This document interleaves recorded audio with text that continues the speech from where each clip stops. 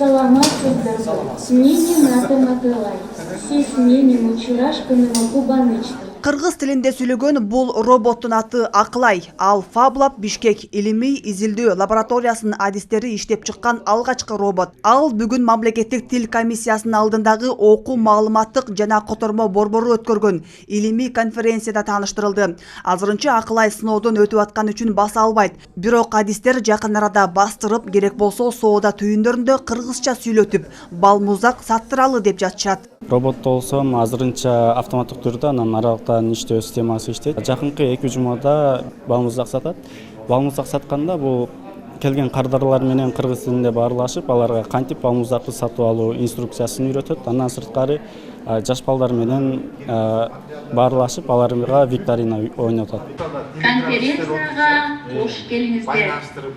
Мамлекеттик тилибиз өркүндөй берсин. Эми жасалма интеллект киргизилсе, робот адамдар менен өз ара кыргызча баарлашып баштайт. Мамлекеттик тилди өнүктүрүү максатында киргизилип жаткан жасалма интеллект жыл башында биринчи жолу кыргыз тилинде сүйлөгөн президенттин администрациясынын бөлүм башчысы иш-чаранын жүрүшүндө дүйнө жүзүндө эң тез өнүгүп жаткан прогрессивдүү технологиялык тармак болуп эсептелген жасалма интеллекти өнүктүрүүгө, санариптештирүүнү жакшыртууга мамлекет өзгөчө көңүл бөлүп жатканын билдирди. Чат GPT боюнча дагы, ал боюнча дагы мынакей биздин министрлер кабинети тиешелүү акчасын бөлүп берип атат. Мына ушуларга боюнча тилдердин баардыгын мүмкүн болушунча киргизишибиз керек. Жана 40 том кыргыздар боюнча 40 томдук чыкпадыбы? Мына ошону берди да, электрондук вариантынчы. Мисалы Улуттук илимдер академиясында эмне деген соң кен байлыктар жатат, ошолордун бүт баардыгын тең мүмкүн болсо, эгерде биз ушу санариптештирип жүктөсөк, Википедияга киргизе турган болсо, 10 миллиондогон сөздөр кирсе, мына биздин котормолордун баардыгы идеалдуу бир мүнөзгө жете турган деңгээлде болуп калат.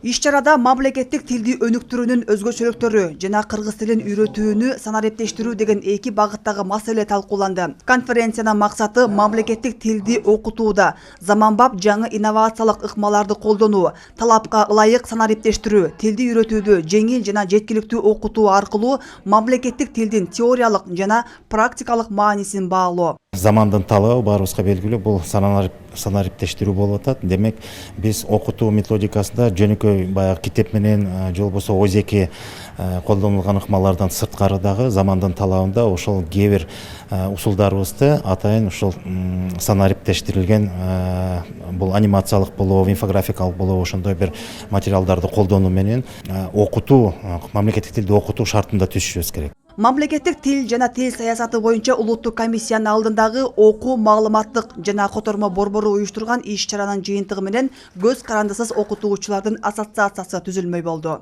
Айжамал Болот кызы, Чыңгыз Жумагулов, Ала Тоо 24.